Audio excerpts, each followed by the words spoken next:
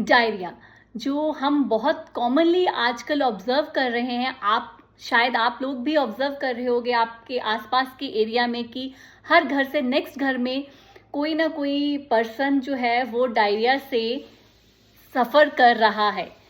सो diarrhoea जो है उसका मेन कॉज जो निकल के आ रहा है स्पेसिफिकली उन्हीं लोगों में जो या तो बहुत फ्रिक्वेंटली फंक्शंस अटेंड कर रहे हैं या बाहर का ज़्यादा खाना खा रहे हैं।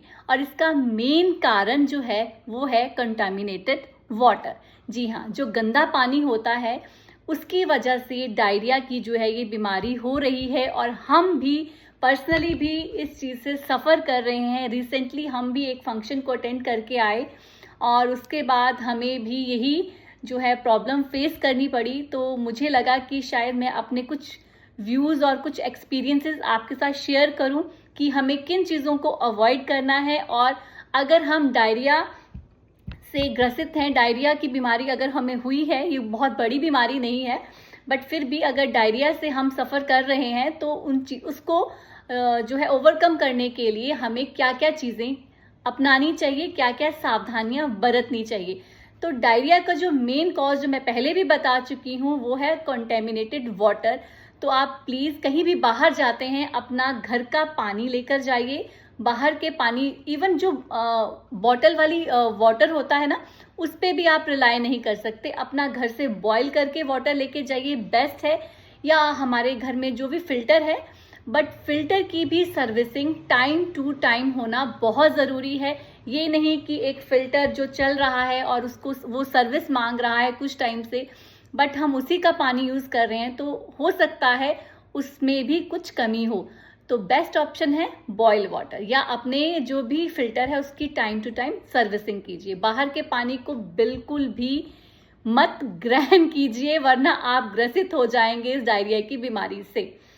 आज के टाइम में मतलब हमारे एरिया में तो बहुत ही ये चीज़ है। तो इसके ऊपर कॉस्ट तो मैंने आपको बता दिया कि सबसे पहला कंटेमिनेटेड वाटर और दूसरा बाहर का खाना, अनहाइजीनिक फूड। ये दो चीज़ें, आप इन चीज़ों से बचिए। अब हम इस पे आते हैं कि अगर डायरिया अगर हमें हो जाए तो हमें क्या क्या सावधानियां बरतनी है।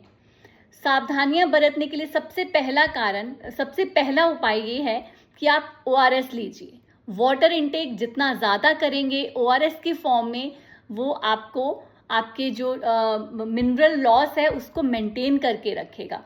साथ ही साथ आप अपने जो है डाइट में ब्रैट डाइट यूज़ कीजिए। BRAT diet means BRAT, B for banana, R for rice. Rice आप खिचड़ी की फॉर्म में ले सकते हैं with a light any dal, ठीक है। A for apple sauce, T for toast. So ये वाली डाइट आप लीजिए ताकि आपका जो स्टूल है वो फर्म स्टूल आए, आपका लिक्विडी स्टूल ना ज़्यादा आए। सो ये ब्रेड डाइट बहुत ज़रूरी होती है। साथ ही साथ डेयरी प्रोडक्ट नहीं मैं कहूँगी, डेयरी प्रोडक्ट में आप कर्ड लीजिए, भर भर के कर्ड लेना बहुत ज़रूरी है इस टाइम पे। बट मिल्क को बिल्कुल बिल्कुल अवॉइड कीजिए। ये चीज़ मैं इसलिए कह पा रही हूँ क्योंकि पर्सनली एक तो हम इस चीज़ से सफ़र किए हैं, इसीलिए 2-3 दिन से मैं आपके सामने नहीं आ पा रही थी किसी भी वीडियो की फॉर्म में।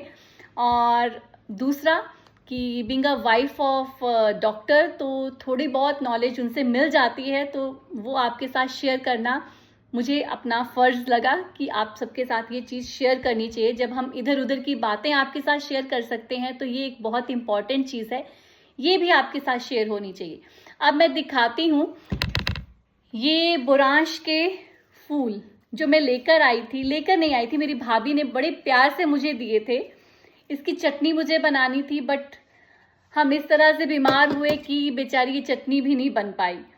सो बचिए बाहर के खाने से, पीने से। और इस टाइम पे हम तो स्पेशली अफोर्ड नहीं कर सकते बीमार होना, क्योंकि इसका रीज़न आपको 17-18 को मैं बिल्कुल बताऊंगी कि हम क्यों अफोर्ड नहीं कर सकते। बहुत ही एक स्पेशल सी चीज़ है जो आपके साथ बिल्कुल शेयर होगी 17 या 18 को। So take care of yourself, घर का खाना खाइए और बॉयल वाटर पीजिए। बाहर भी जाना है तो अपना वाटर पानी अपने साथ लेकर जाइए।